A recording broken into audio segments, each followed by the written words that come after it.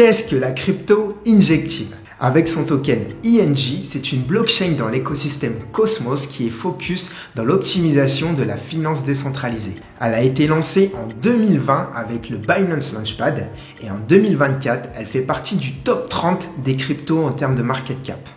Cette vidéo ne donne pas de conseils en investissement et n'a aucun partenariat avec INJ. Pour recevoir toutes mes vidéos bon plan crypto en premier, je vous invite à vous abonner tout de suite à la chaîne Père Riche. Allez, passons derrière mon écran où on va découvrir les meilleures opportunités de cette petite sœur de Solana.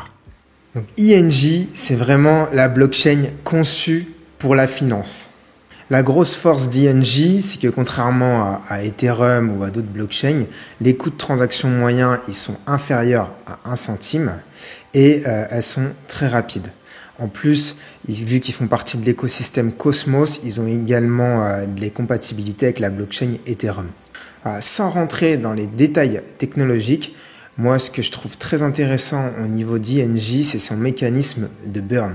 C'est-à-dire qu'à chaque fois qu'il y a des transactions, il va y avoir 60% des frais qui vont être brûlés.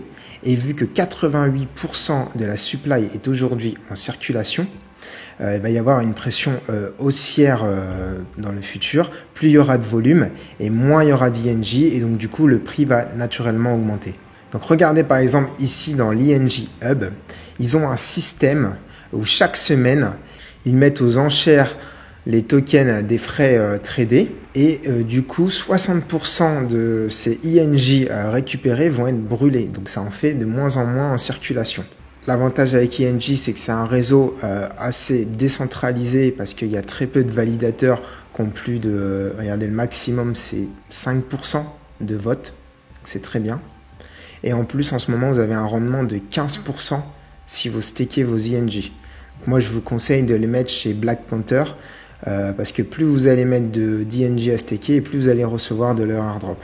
À quoi sert l'INJ aujourd'hui? Il sert en 1 à payer les gaz pour les frais de transaction, en 2 pour tout ce qui est reward de staking, en 3 pour tout ce qui est collatéral pour emprunter sur cette blockchain, et en 4 le droit de vote dans la gouvernance. Un inconvénient pour moi dans la blockchain INJ, c'est le ratio market cap et la value bloquée. Donc on peut voir ici que la total value lock est seulement de 40 millions, contrairement à l'INJ market cap en circulation qui est presque de 3 milliards, ce qui fait un ratio de 70. À savoir que Ether, ils ont un ratio de 9, c'est-à-dire que plus il y a de INJ en circulation qui ne sont pas lock, plus ils vont être amenés à être tradés. Et du coup, c'est-à-dire que c'est un token qui est en haute spéculation. Une chose qui est à savoir pour nuancer ce chiffre, la value locked, déjà en un mois, elle a été augmentée par 2. Pourquoi? Avant, il n'y avait pas les applications pour pouvoir bloquer cette value. Donc là, par exemple, prenez en compte que les 40 millions qui sont bloqués n'ont pas inclus l'hydroprotocole. Et l'hydroprotocole, ça a été ouvert depuis la semaine dernière, ce qui fait qu'aujourd'hui, on n'est plus à 40, on est déjà à 80 millions. Et en étant à 80 millions, on a déjà divisé par 2 ce ratio. On va tendre à baisser ce ratio dans les prochains mois.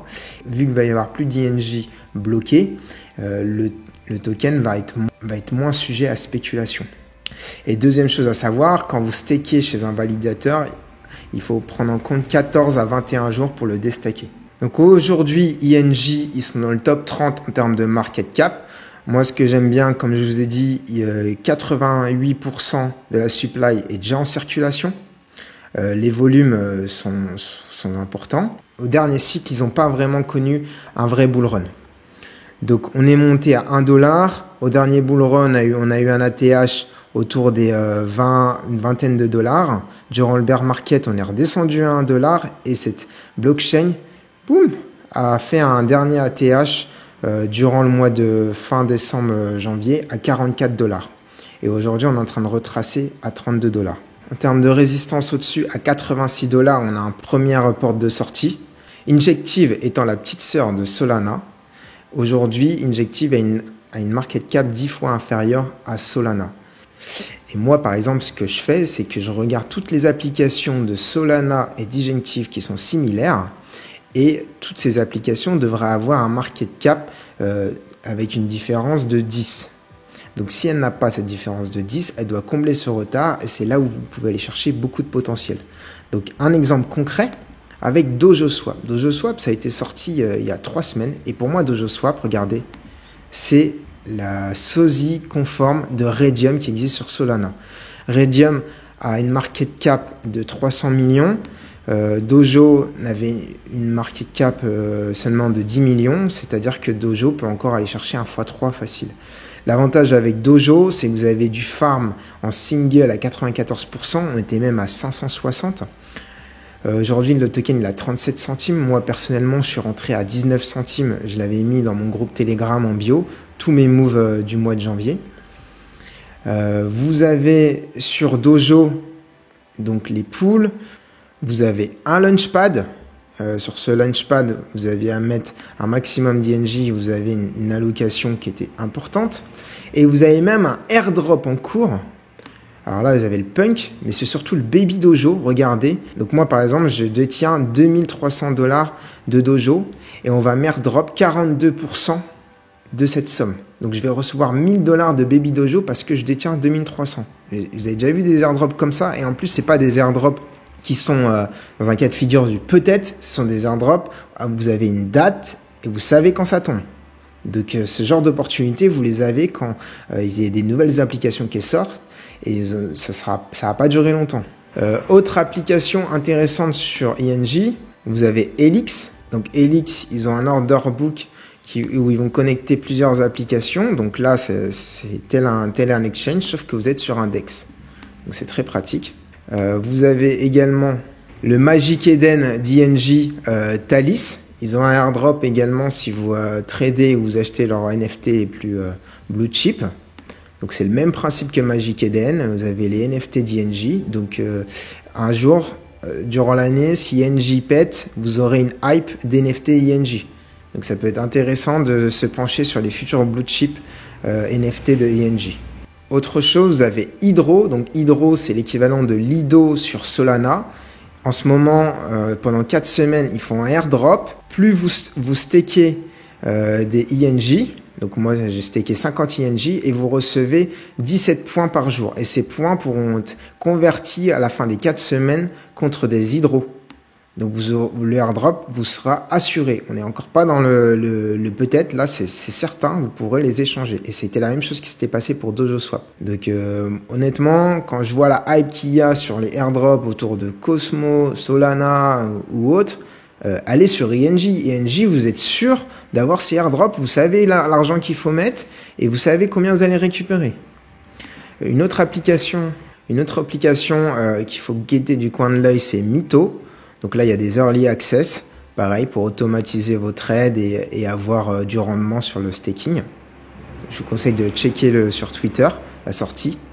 Et pour finir, la dernière chose à checker, c'est que quand une blockchain explose, vous avez toujours son même coin qui explose. Solana, ça a été le Bonk, Ethereum, ça a été le Shiba, Avalanche, ça a été le Kokinu. Et INJ, aujourd'hui, pour le même coin, il y a une compète entre le Kira et le Ninja.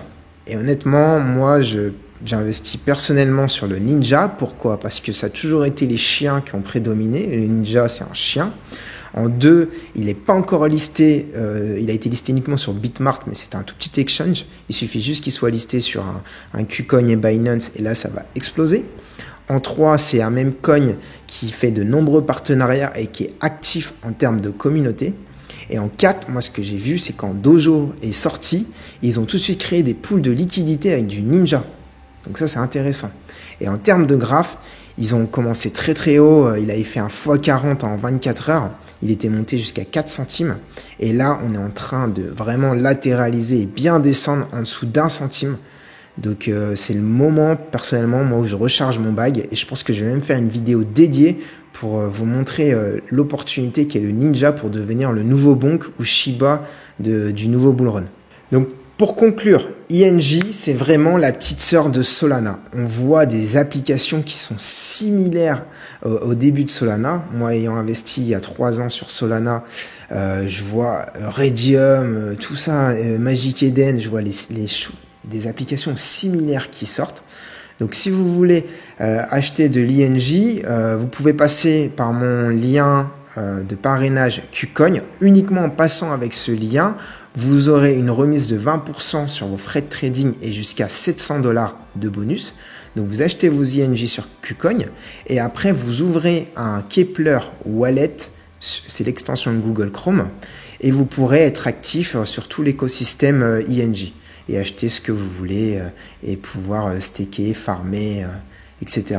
Si vous avez des questions sur INJ ou vous voulez voir ce que je fais, mes trades au quotidien, il y a mon groupe privé Telegram qui est gratuit. Vous avez pu voir qu'au mois de janvier, j'ai performé comme un malade grâce à Dojo et j'ai encore plein d'autres choses qui arrivent. Et moi, je vous partage tout en toute transparence. Et si vous voulez recevoir en premier mes nouvelles vidéos bon plan, je vous conseille de vous abonner. Il y a plein de nouveautés qui vont sortir. C'était Père Riche et je vous remercie. À très bientôt. Bonne chance.